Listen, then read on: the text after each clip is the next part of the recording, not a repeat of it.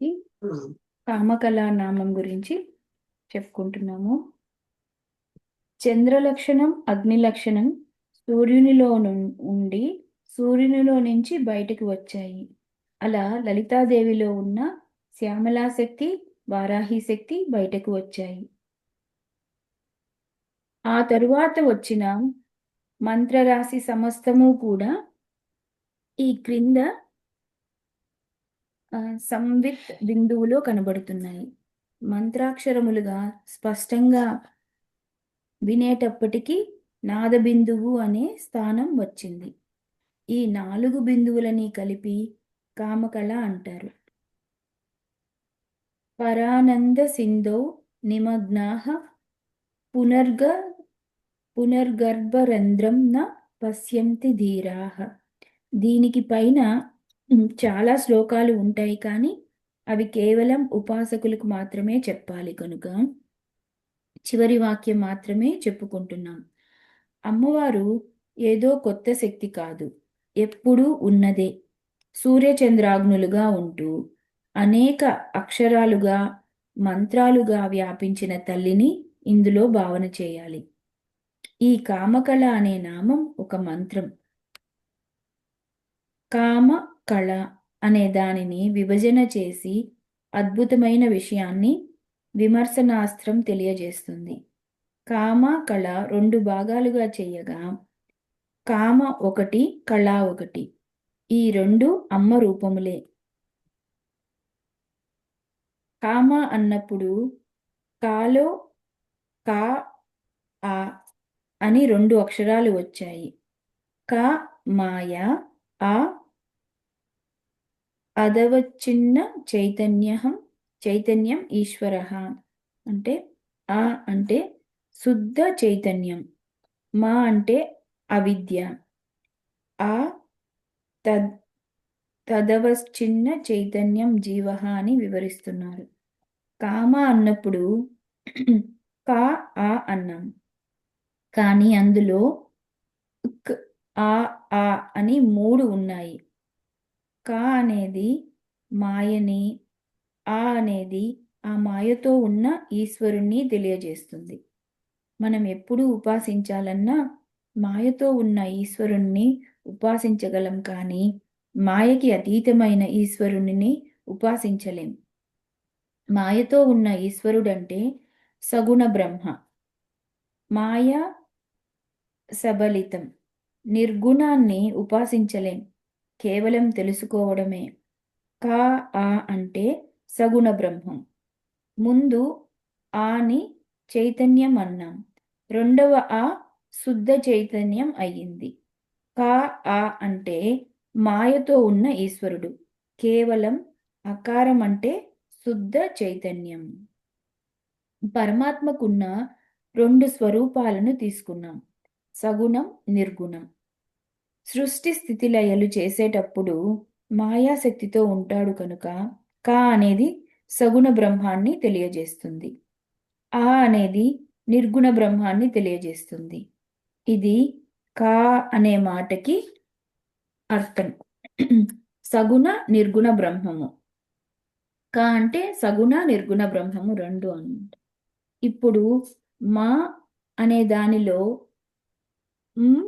And ఆ అని 2 ఉన్నాయి. అన్నది అవిద్యని తెలియజేస్తుంది. ఆ అనేది తదవిచ్ఛిన్నం జీవ. కాతో ఉన్న ఆ మాయతో ఉన్న ఈశ్వరుడు, మాతో ఉన్న ఆ అవిద్యతో ఉన్న జీవుడు. జీవునికి ఈశ్వరునికి భేదము, ఈశ్వరుడు మాయతో ఉంటాడు, జీవుడు అవిద్యతో ఉంటాడు. క సగుణ బ్రహ్మం, ఆ నిర్గుణ బ్రహ్మం. ఈ 2 కలిపి పరమేశ్వరుడు. మా అనేది జీవుని తెలియజేస్తుంది. జీవునిలో కూడా అకారం ఉంది, అంటే చైతన్యం ఉంది, కానీ జీవునిది అవిద్యతో ఉన్న చైతన్యం. అవిద్యకి మాయకి తేడా ఏమిటి? ఈశ్వరుని దగ్గర ఉంటే దానికి మాయ అని పేరు, మన దగ్గర ఉంటే అవిద్య అని పేరు. అవిద్య అంటే నేను కాని దానిని నేను అనుకోవడమే. ఏది నేను కాదు? దేహాది ఉపాధులు. కానీ ఎంత చెప్పినా ఇదే నేను అని అనుకోవడం మనకి అలవాటే. ఇప్పుడు నేను కాదు అనుకుంటున్న వారంతా అనుకుంటున్నది ఇదే. కనుక అది అవిద్య. అది ఎప్పుడూ ఉంటుంది. అది అంత తేలిగ్గా పోదు. పరమేశ్వరుడు విద్యతో ఉన్న చైతన్యం అంటే మాయ ఆయన ఆధీనంలో ఉంది. దానితో ప్రపంచం నడుపుతున్నాడు. మనం అవిద్య ఆధీనంలో ఉన్నాం. ఇప్పుడు అవిద్యని మాయని తీసేస్తే మిగిలినది చైతన్యం ఒక్కటే. జీవునికి ఈశ్వరునికి తేడాని వివేక చూడామణిలో శంకరులు చెప్తూ, ఈశ్వరుడు సర్వజ్ఞుడు, జీవుడు కించిజ్ఞుడు అంటారు. ఈశ్వరునికి సర్వం తెలుసు, జీవునికి కొంతే తెలుసు. ఈశ్వరునిలో సర్వ, జీవునిలో కించిత్ తీసేస్తే జ్ఞ మిగిలిందన్నారు. జ్ఞ అంటే తెలుసుకొనుట అనేది ఉంది. సర్వం తెలిసినవాడు ఆయన, కొంచెం తెలిసినవాడు జీవుడు. సర్వం తెలిసినవాడు ఆయన ఈశ్వరుడు, కొంచెం తెలిసినవాడు జీవుడు. కొంచెం సర్వం తీసేస్తే తెలిసినవాడు అని ఉంటుంది. ఈ తెలివి మాత్రం ఒక్కటే, అదే అద్వైతం. దీనికి ఉదాహరణ కిటికీలో నుంచి సూర్యుడు, ఆకాశంలోని సూర్యుడు, బయటంతా వ్యాపించిన సూర్యుడు, కిటికీలో నుంచి ఉన్న సూర్యుడు ఇద్దరూ ఒకటే. కిటికీ అనే దానిలో నుంచి చూస్తున్నాం కనుక పరిమితంగా కనపడ్డాడు. అలాగే ఉపాధి అనే దానిలో పరిమితంగా చూస్తున్నాం కనుక జీవుడు అనబడుతున్నాడు. ఉపాధిని వదిలి చూస్తే ఆయనే ఈశ్వరుడు. ఉపాధి తాదాత్మ్యం, దైవత్వం. ఉపాధి తీసేస్తే అద్వైతం అయ్యింది. కామకళ అద్వైతంలోకి వెళ్తుంది. అందుకే శంకరులు దీనిని గ్రహించారు. ఇది తెలియక ఇటీవల కాలంలో శివకేశవుల భేదం చూపే కొంతమంది శంకర ద్వేషులు వచ్చి అంత శంకరులు కూడా చివరికి కామకళ ఉపాసన అంటూ క్షుద్ర పూజలోకి వచ్చారని రాశారు. దానికి ఇది ఖండన. నిజానికి పరమేశ్వరుడు శుద్ధ చైతన్యమే, అకారమే. సృష్టి చేయాలని మాయాశక్తిని తీసుకున్నప్పుడు కా అయ్యాడు. అంటే కా ప్లస్ ఆ సగుణ బ్రహ్మం అయినప్పటికీ శక్తితో ఉన్న ఈశ్వరుడు. అవిద్యతో కూడుకున్న జీవుడనే చైతన్యం, మాయతో కూడుకున్న ఈశ్వరుడనే చైతన్యం శుద్ధ చైతన్యమేవా. రెండు శుద్ధ చైతన్యాలే. ఎలా అంటే ఉపాధి నిరసనేన జీవేశ్వరౌ శుద్ధ బ్రహ్మణో భిన్నౌ. ఈశ్వరునికి మాయ ఉపాధి, జీవునికి అవిద్య ఉపాధి. రెండింటిలో ఉపాధిని తీసేస్తే జీవేశ్వరౌ అభిన్నౌ. వారిద్దరూ అభిన్నులే. ఇది సామాన్యేన అధికారణ్యేన జీవ ఏవ ఈశ్వరః. జీవుడే ఈశ్వరుడని తెలిసింది. భాగత్యాగ లక్షణయా అయమర్థః పర్యవసన్నః. ఇదే జహదజ లక్షణ జహదజ లక్షణమని వేదాంత విచారణ. వివేక చూడమనిలో చాలా విస్తారంగా ఉంది. బాగా త్యాగం చేయమన్నారు. భాగం అంటే ఏది పరిమితంగా ఉందో దానిని తీసేయమన్నారు. అప్పుడు అహం సహ హంసః, సహ అహం సోహం, ఇదే తుదిగా మిగిలేది. ఇప్పుడు కళ అనేది చూస్తే కాకి బ్రహ్మము అని అర్థం, మాయ అని ఒక అర్థం, ఆకాశం అని ఒక అర్థం ఉంది. సందర్భం బట్టి అర్థం తీసుకోవాలి. క అంటే ఆకాశము. కళలో ఖ ఆ అని రెండున్నాయి. ఖ అనేది కకారం, అది ఆకాశాన్ని తెలియజేస్తుంది. ఆ అనేది తదుపహిత చైతన్యం, అంటే ఆకాశంలో ఉన్న చైతన్యాన్ని చెప్తుంది. లా అనే దానిలో ల్, ఆ, ఆ అంటే రెండు ఆలు చెప్తున్నారు. ల్ అండ్ ఆ. లా పృథ్వీ బీజం, ఆ పృథ్వీలో ఉన్న చైతన్యం. ఇంకొక ఆ శుద్ధ చైతన్యం. పృథ్వీ వ్యాధ్యాకా పృథ్వీ వ్యాధ్యాకాశాంతం, అంటే పృథ్వీ మొదలుకొని ఆకాశం వరకు కా లా. అక్కడ ఇక్కడ ఉన్న చైతన్యం ఒక్కటే. అది ఆకాశంలోని చైతన్యం, ఇది భూమిలోని చైతన్యం. ఆకాశం భూమి తీసేస్తే మిగిలినది చైతన్యం ఒక్కటే. భూమి నుంచి ఆకాశం వరకు చైతన్యం మాత్రం ఒక్కటే. భూమి నుంచి ఆకాశం వరకు ఒక్కటే ఉన్నది. పృథ్వీ వ్యాధ్యాంకాశాంతం పరిసృజ్యమానః సర్వః ప్రపంచో బ్రహ్మైవ. ఆ అనే చైతన్యం కాతో కలిసింది, లాతో కలిసింది. కళ తీసేస్తే ఆ ఒక్కటే, అదే శుద్ధ చైతన్యం. భూమి నుండి ఆకాశం వరకు ఉన్నది ఒక్కటే చైతన్యం. ఇదే సర్వం కల్విదం బ్రహ్మ ఇది స్మృతి. సర్వం కల్విదం బ్రహ్మ అని స్పష్టమవుతుంది. కామకళా విమర్శ. విమర్శ అంటే పర్యాలోచన, విస్తరించి చెప్తే విమర్శ. శివద్యావ శివద్యావని పర్యంతం పరిదృశ్యమాన సర్వప్రపంచ అధిష్టాన నిర్విశేష బ్రహ్మైవాహం ఇత్యఖండ అర్థానుసంధానం కామకళా విమర్శ. కామకళా విమర్శ అంటే అర్థం, ఈ సమస్త బ్రహ్మాండాల యందు జీవుడు మొదలుకొని ఈశ్వరుని వరకు ఏ బ్రహ్మ చైతన్యం వ్యాపించి ఉందో అదే అహం అనే విచారణయే కామకళ. ఇది మొత్తం బ్రహ్మ విద్య. ఇది పరిశీలిస్తే ఆకాశం అంటే మన శిరస్సు, భూమి అంటే మూలాధారం. మూలాధారం నుండి శిరస్సు వరకు వ్యాపించిన కుండలిని రూప చైతన్యమే కళ. ఆ కళయే మనలో ఈశ్వర చైతన్యం చేత వచ్చింది కనుక కామకళ, కుండలిని రూపిణి. శ్రీ విద్య ఉపనిషత్తుల యందు పర్యవసిస్తోంది అంటే ఇదే కామకళా రూపంలో ఉన్న అంతర్యం. తరువాతి నామము కదంబ కుసుమప్రియ.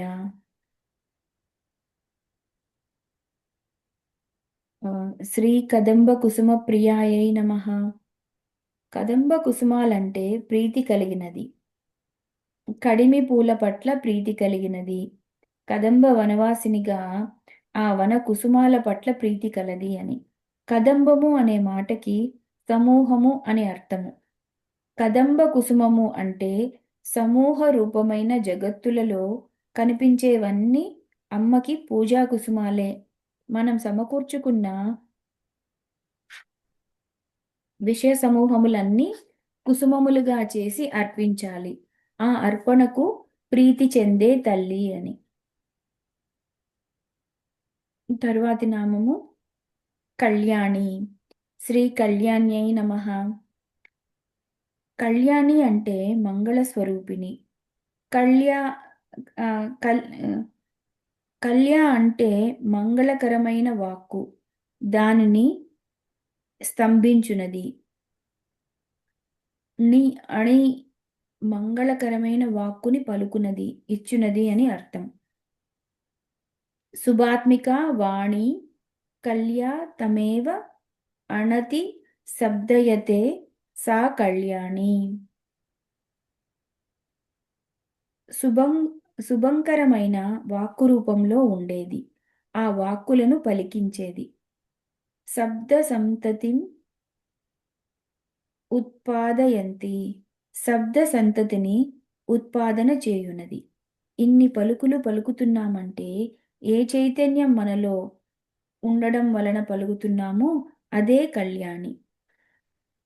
మలయ పర్వతమున ఈ నామముతో పూజలు అందుకుంటోందని దేవి పురాణ వచనం. మలయ పర్వతంలో కళ్యాణి నామంతో ఈ దేవి పూజలు అందుకుంటోంది. కళ్యాణి అంటే మంగళమైన వాక్కు అని అర్థం అంట. జగతీ కంద తర్వాతి నామం. శ్రీ జగతీ కందాయై నమః. కంద అంటే మూలము అని అర్థం. అమ్మవారు సర్వ జగత్తుకి మూలమైనది. కామకళ విద్యకి సంబంధించిన నామాలివి. ఈ నామాలను అనుసంధానం చేసుకుంటూ క్రమక్రమంగా ఈశ్వర శక్తి స్వరూపమే కామకళ అని, అది ప్రతి వారిలో అహం రూపంతో ఉన్నది అని గ్రహించాలి. మంత్రంలో స్త్రీ మొదలైన బీజాక్షరాలలో ఉన్నది పరారూపంగా గుప్త శక్తి ప్రణవం ఈంగా ఉన్నదని చెప్పుకుంటూ, అదే ఈ బ్రహ్మాండమంతా వ్యాపించిన ఈశ్వర చైతన్యమని విమర్శ చేసుకుని ఆ స్వరూపాన్ని కదంబ కుసుమాలతో అర్చించాలి. మనం పోగు చేసుకున్న సమస్తం అర్పణ చేయడమే కదంబ కుసుమం. అలా చేస్తే మనలో పలికే ప్రతి వ్యక్తీకరణ ఆ చైతన్యం వల్లే కలుగుతోందని కళ్యాణిని తెలుసుకుంటాం. సర్వ జగత్తుకి మూల చైతన్యము అదే అని జగతీకంద అంటాం. అలాంటి ఆ స్వరూపాన్ని ఇలా మనం తెలుసుకోగలుగుతున్నామంటే అది ఆ తల్లి దయ. ఆ తల్లి మంత్రరూపంగా, విగ్రహ రూపంగా, కుండలిని రూపంగా, శ్రీచక్ర రూపంగా మన చేత ఆరాధింపబడుతోంది. కంద అంటే పూ పూరణం అనే అర్థం కూడా ఉంది. జగమంతా నిండినది అని. ఈశావాస్యమిదం సర్వం అని అర్థం. కరుణారస సాగర తర్వాతి నామము. శ్రీ కరుణారస సాగరాయై నమః. ఆవిడ కరుణా సముద్రురాలు. అంతుపట్టనిది, అనంతమైనది, ఎప్పటికీ తరగనిది అని చెప్పేటప్పుడు సాగర శబ్దం వాడతారు. అమ్మదయ తరగదు, అది అనంతం, అపారము. దాని లోతు మనకి అవగాహన కాదు. అందుకే అది సాగరం. కరుణారస కరుణారస సాగర.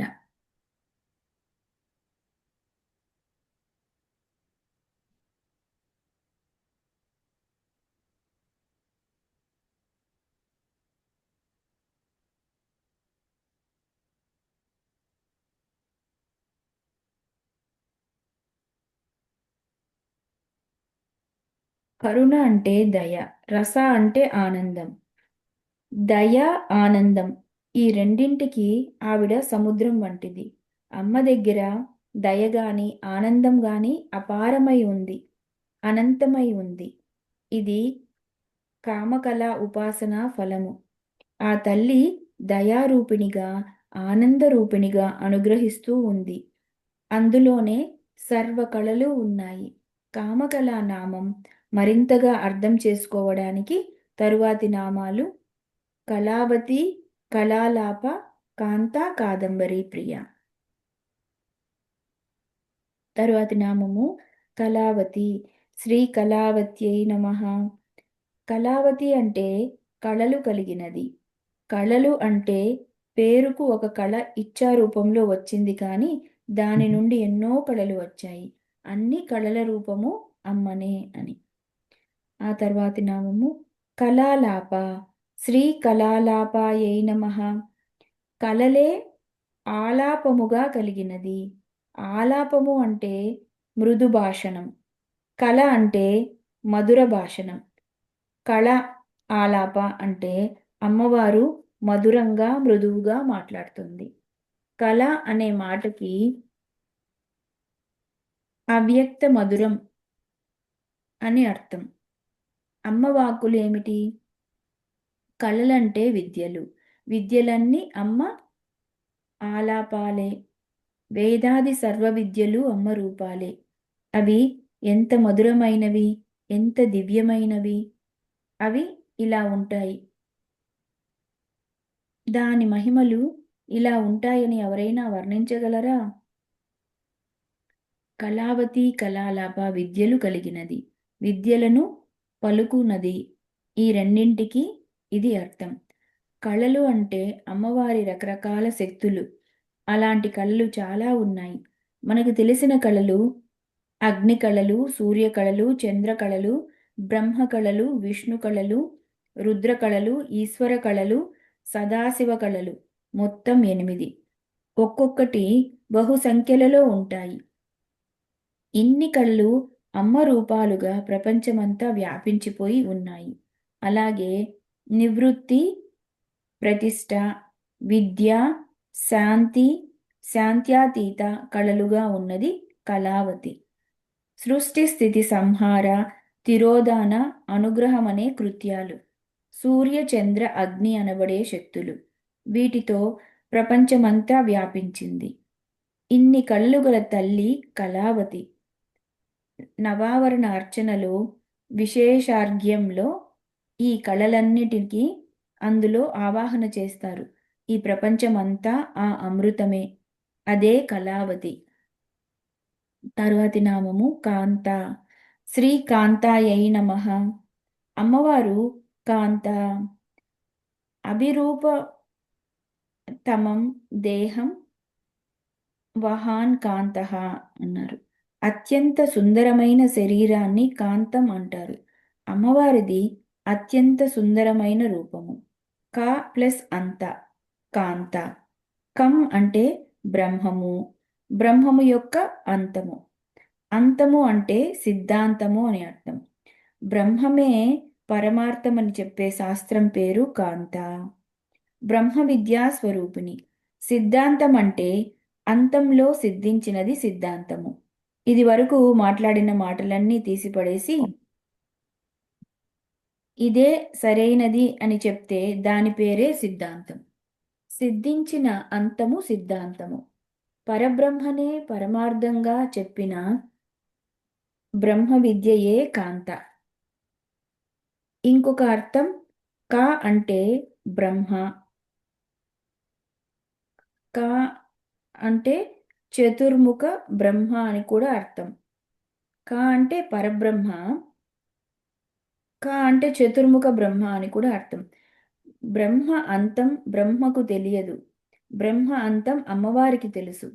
బ్రహ్మకి కూడా ప్రళయం ఇచ్చే శక్తి కనుక కాంత అని మరొక అర్థం. కాంతా శబ్దానికి అర్థం చెప్తూ ద్విపరారంతే కాంస్య బ్రహ్మణోప్యంతః అస్మాదితి వా కాంతః అంటే ద్వితీయ పరార్ధే శ్వేత వరాహకల్పే అంటాం.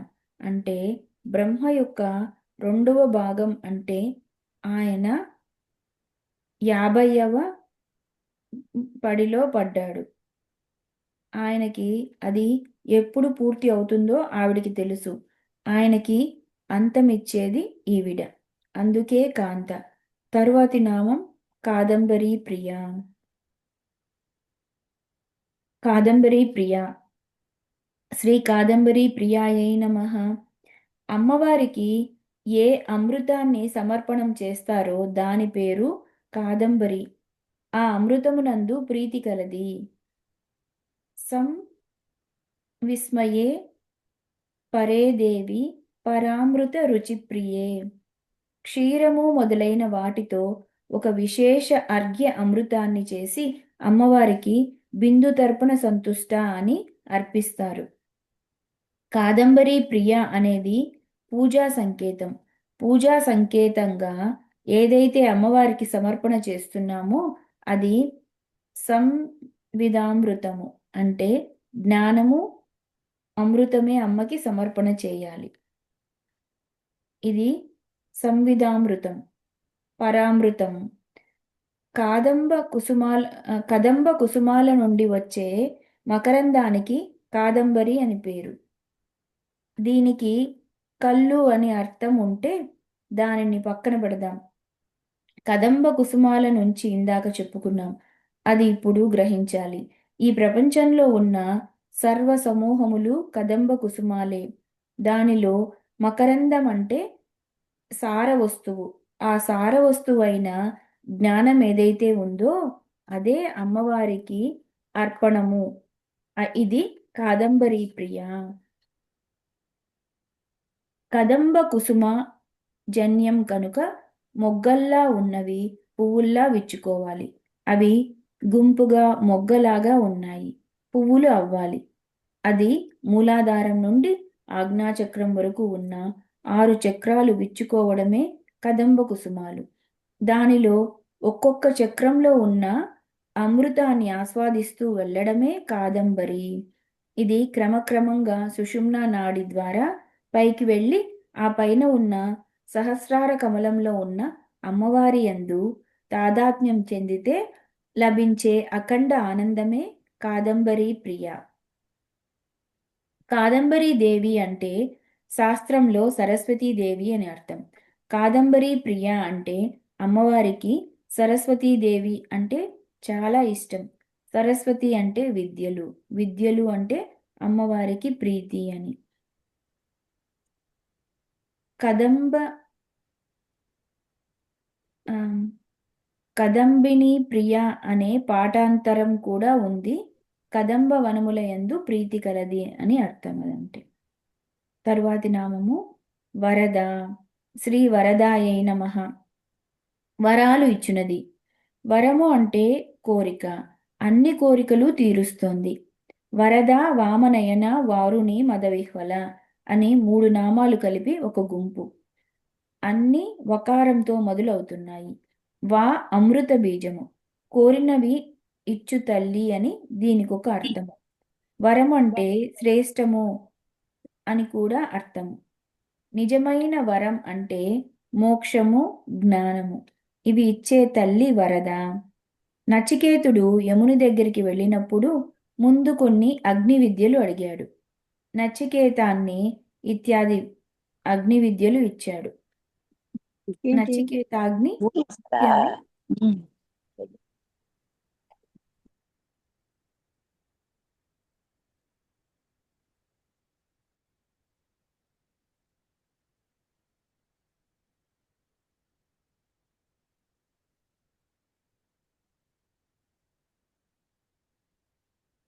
నచికేతాగ్ని ఇత్యాది అగ్ని విద్యలు ఇచ్చాడు.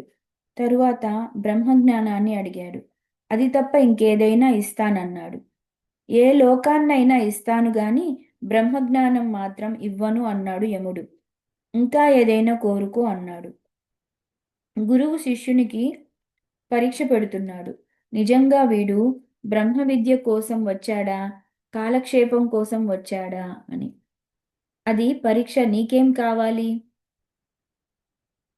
స్వర్గ సుఖములు కావాలా? ఏం కావాలి అని అడిగాడు. నా వ్రణీత, నేను అది తప్ప ఇంకేమీ వరించను. దేన్ని వరించాడు అంటే బ్రహ్మ విద్యను వరించాడు. వరము అంటే బ్రహ్మ విద్య, దానిని ఇచ్చేది వరద. ఉపనిషత్తుల తోటలలో వెళ్ళి పువ్వులు ఏరుకుని రావాలి. నవమ్యాంచ సదా పూజ్యేయం దేవి సమాధిన వరద సర్వలోకానాం భవిష్యతి న సంశయః అని దేవీ పురాణం చెప్తున్న వాక్యం. నవమి నాడు అమ్మవారిని సమాధితో ఎవరు పూజించినా వరమిస్తుంది. సమాధిన అనే నిబంధన పెట్టారు. సమాధిన అంటే ఏకాగ్ర బుద్ధితో అని అర్థం. నవమి నాడు ఏకాగ్రతతో ఎవరు పూజిస్తారో ఏ లోకంలో వారైనా సరే వారికి వరద అంటే వరములిస్తాను అని చెప్పిందమ్మ. అభిమతాలను ఇచ్చే తల్లి వరద. వరద అభయ హస్తాలు ప్రదర్శించకుండానే వరములివ్వడం ఆవిడ పని అని చెప్తూ త్వదన్య పాణిభ్యాం అభయవరదో దైవతగణైః త్వమేకా నైవాసి ప్రకటిత వరాభిత్యాభినయ భయాత్రాస్తుం దాతుం ఫలమపి చ వాంఛాసమధికం శరణ్యే లోకానాం తవ హి చరణామేవ నిపుణౌ అంటారు సౌందర్యలహరిలో శంకరులు. అమ్మ పాదాలే వరాలిచ్చేవి కనుక వరదా. యజ్ఞపరమైన నామాలుగా కూడా లలితా సహస్రం చెప్పుకుంటున్నాం. ఈ నామంలో మరొక రహస్యం ఉంది. వరం దక్షిణ దదాతి యజమాన రూపేణ ఇది వరదః. అంటే వరమనగా దక్షిణ, యజమాన రూపముగా దక్షిణనిచ్చునది వరద. దక్షిణ అంటే సమర్థత అని అర్థం. సమర్థత అంటే ఫలం. దక్షిణ ఇస్తేనే యజ్ఞం చేసిన దానికి ఫలం పూర్తి అవుతుంది, లేకపోతే పూర్తి కాదు. దక్షిణ అనేది అమ్మవారి రూపం. దేవి భాగవతంలో దక్షిణాదేవి అని ఒక దేవి చెప్పబడుతోంది. యజ్ఞానికి సార్థకతనిచ్చే తల్లి. 10 మంది సాయంతో మనం యజ్ఞం చేసుకుంటాం. దాని ఫలితం వారికి దక్షిణ రూపంలో ఇస్తేనే మనకు సంపూర్ణంగా దక్కుతుంది. రక్షాకరి కూడా యజ్ఞ భస్మానికి రక్ష అని పేరు. ఆ యజ్ఞ భస్మంగా ఉన్నది రక్షాకరి నామానికి అర్థం చెప్పారు. యజ్ఞపరమైన ఎన్నో అర్థాలు ఇందులో కనబడతాయి. అన్ని యజ్ఞాలు చేసిన ఫలం లలితా సహస్రంలో ఉంది. ఆ తరువాతి నామము వామనయన. శ్రీ వామనయనాయై నమః. వామము అంటే అందమని ఒక అర్థం. వామనయన అంటే అందమైన కన్నులు కలది అని. వామాక్షి అని స్త్రీకే పేరు. అమ్మ కళ్ళకి అందం దయ. అమ్మవారు కరుణా తరంగితాక్షి. ఆ కళ్ళ నుండి దయ వర్షిస్తోంది. అందమైన 3 నేత్రాలతో దయని వర్షిస్తోంది గనుక వామనయన. ఇంకొక అర్థంలో ఏషవు ఏవ వామనిహి అని శృతి. వామ అనే మాటకి అర్థం చెప్తూ కర్మ వల్ల వచ్చే ఫలము వామము అన్నారు. కర్మఫలం అందంగా ఉంటుంది. నయతి అంటే పొందించునది అని. వామనయన అంటే కర్మఫలాన్ని పొందించునది అని అర్థం. చేసిన కర్మకు ఫలమిచ్చేది. వామం కర్మ జస్య ఫలం తన్నయతి ప్రాపయాయితీతి వామనయన అంటే అందమైన కన్నులు కలది, కర్మఫలములు ఇచ్చునది. రూపపరమైన అర్థం ఇది, తత్వపరమైన అర్థం. తర్వాతి నామము వారుణి మదవిహ్వల. శ్రీ వారుణి మదవిహ్వలాయై నమః. ఇది కూడా కాదంబరి ప్రియాలాగా కాస్త తిరకాసైన మాటే. వారుణి అంటే లోకంలో కళ్ళు, సారాయి మొదలైన మత్తు పదార్థాలు. వాటి వల్ల వచ్చే మదం ఒకటి. మదం అంటే పారవస్యం. విహ్వల అంటే తూగుతున్నది అని అర్థం. వారుణి మదవిహ్వల అంటే మద్యపాన పారవస్యంతో ఊగుతున్న తల్లి అని. అందుకే ఇది వామాచారమని కొందరు అంటారు. ఇది మూర్ఖత్వం. ముందు చెప్పుకున్న కాదంబరి అర్థమే దీనికి చెప్పినా అక్కడ కాదంబరికి, ఇక్కడ వారుణి మదకి ఇప్పుడు అన్వయం. ఇందాక కాదంబరి దగ్గర చెప్పని మరో భావం ఇక్కడ శాస్త్రాధారంగా గ్రహించాలి. బ్రహ్మానందం లభించిన వారికి ప్రపంచం పట్టదు. ఎందుకంటే వారికి నామరూప దృష్టే లేదు. ఆ బ్రహ్మానంద పారవస్యమే మదం.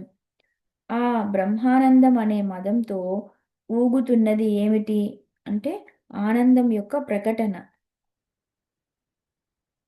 అధశ్చోర్ధ్యం స్థితా నాడి వారుణి సర్వగామిని పూషాది దేవత ప్రోక్త వారుణి వాయుదేవత. శరీరంలో క్రిందికి పైకి సంచరించే ప్రధాన నాడి ఉంది. దానిని వారుణి నాడి అంటారు. యోగంతో కూడా ఈ నాడిని ప్రచోదనం కలిగిస్తారు. ఈ నాడి మామూలు వారిలో నిద్రావస్థలో ఉంటుంది. యోగి యోగాభ్యాస పాటవంతో దానిని అదుపులో పెడతారు. ఈ అదుపులో పెట్టినవాడు ఊపిరిని అదుపులో పెట్టగలుగుతాడు. ప్రాణశక్తిని అదుపులో పెట్టుకోగలుగుతాడు. అప్పుడు వానికి ఆయువు పెరుగుతుంది. ఆహార నియమం, సాధన, జపం, తపం చేసేవారికి ప్రాణశక్తి నియంత్రింపబడుతుంది. దానితో వారి ఆయుష్ పెరుగుతుంది. వారుని నాడి ప్రధానంగా వాయుదేవతగా ఉంటుంది. ఇది దిగ్దేవత. ఇది అధశ్చ ఊర్ధ్వస్థితా నాడి. పైకి కిందకి ప్రసరిస్తున్న ప్రాణనాడి. ఆ నాడిని నిగ్రహించి క్రమంగా సాధన చేయటం వలన అందులో నుంచి సహస్రార కమలంలోకి ప్రసరించడం జరుగుతుంది. అప్పుడు లభించే ఆనంద పారవస్యం వారుణీ మదం. వారుణి అనేది నాడి పేరు. వేదాంతంలో వారుణీ విద్య చెప్పబడింది. సైషా భార్గవి వారుణీ విద్య అని తైత్తిరీయంలో వస్తుంది. పంచబ్రహ్మాసన స్థిత దగ్గర కూడా దీనిని వివరించుకున్నాం. భృగురై వారుణిహి అంటే భృగువునకు బ్రహ్మ విద్యనంతటిని వరుణుడనే ఋషి ఉపదేశిస్తాడు. ఇక్కడ వాగ్దేవతలలో వరుణదేవుడు కాదు. ఆ ఋషి ఇచ్చిన విద్య పేరు వారుణీ విద్య. అది భృగువంశ సంజాతమైనది కనుక భార్గవి విద్య. శుక్రవారం భృగువారం. భార్గవి అంటే శ్రీ లక్ష్మి. భృగు అంటే తేజస్వరూపం. ఇది శ్రీ విద్య. తైత్తిరీయంలో బ్రహ్మ విద్యగా చెప్పబడుతోంది. కేనోపనిషత్తులో అమ్మ చెప్పింది. ఉపనిషత్ ప్రతిపాద్యమైన బ్రహ్మ విద్యే శ్రీ విద్య. దాని పేరే వారుణీ విద్య. అదే సైషా భార్గవి వారుణీ విద్య అని. ముందు అన్నం బ్రహ్మేతి వ్యాజనాత్, ప్రాణం బ్రహ్మేతి వ్యాజనాత్, ఆనందో బ్రహ్మేతి వ్యాజనాత్ చెప్పిన తరువాత ఒక మాట అంటారు. ఏషా సామగాయాన్నస్తే హా ఊ హా ఊహా అని ముగుస్తుంది. సామగానం అంటే ఆనంద పరవశ్యంతో చేసే గానం. అంతేకాని శృతి లయబద్ధంగా పక్కనవాడు మెచ్చుకున్నాడా లేదా అని చేసే పాట కాదు. ఆనందం పెళ్ళుబీకిపోగానే గీతం వస్తుంది. అదే భ్రమర గీతం, గోపికా గీతం అని చెప్పినట్టుగా ఆ సామగానం చేస్తారు. వారుణీ విద్య రాగానే అనగా బ్రహ్మ ఆనంద పారవస్యం కలుగగానే ఆనందంతో తూగిపోతూ సామగాయాన్నస్తే అంటే చివరి మంత్రాలు తైత్తరీయంలో చెప్తారు. ఆ వారుణీ విద్య బ్రహ్మ విద్యతో కలిగిన పారవస్యంతో చేసే సామగానం ఏదో అది అమ్మ రూపం. అది వారుణీ మద విహ్వలాలో చెప్పబడుతున్న పరమార్థం. కళ్ళు, సారాయి అనే సామాన్య పదాలను దాటి ఉపనిషత్ ప్రతిపాద్యమైన సిద్ధాంతంగా తెలుసుకోవలసిన రహస్యనామం ఇది. మరొక అర్థం విహ్వల అంటే తూగిపోవడం, అవిహ్వల అంటే స్థిరంగా ఉండటం. అమ్మవారు చాలా స్థిరంగా ఉంటారు. వారుణీమత్ అవిహ్వల, వారుణీమాన్ అని ఆదిశేషుకి పేరు. మనలో ఉన్న కుండలిని రూప ఆదిశేషువు వారుణీమాన్. వారుణీమత్ అవిహ్వల ఆదిశేషునిలాగా స్థిరంగా ఉండేది అని ఒక అర్థం. ఆదిశేషుడు భువనములన్నీ మోస్తూ ఉన్న కదలడు. సమస్త భువనాలకు ఆధార శక్తి ఆదిశేషువు. ఆదిశేషు అంటే అన్ని వైపుల నుండి ఆక్రమించిన ఆకర్షణ శక్తి. అనంత పణాలతో పట్టుకున్నాడు. ఈ ఆదిశేషువు ఏ విధంగా అయితే అన్ని భువనాలని భరిస్తూ నిశ్చలంగా ఉన్నాడో ఆ విధంగా సమస్త భువనాలని ఆధారశక్తిగా భరిస్తూ ఆధారశక్తిగా ఉన్నది కనుక వారుణీమత్ అవిహ్వల అనే అర్థాన్ని కొంతమంది వ్యాఖ్యానించారు. ఇది కూడా ఔచిత్యమే కానీ సైషా భార్గవి వారుణీ విద్య అనే అర్థాన్నే ప్రమాణంగా తీసుకోవాలి. తరువాతి నామాలు విశ్వాదిక వేదవేద్య, వింధ్యాచల నివాసిని. ఈ నామాల గుంపులో వింధ్యాచల నివాసిని మంత్రం చెప్పారు. వింధ్యవాసిని మంత్రం అని ఒక మంత్రం ఉంది. అది బీజాక్షరాలతో సహా ఉంటుంది. ఆ బీజాక్షరాలతో సహా ఆ మంత్రం చెప్పక్కర్లేదు కానీ ఈ నామాల గుంపుని స్మరిస్తే చాలు.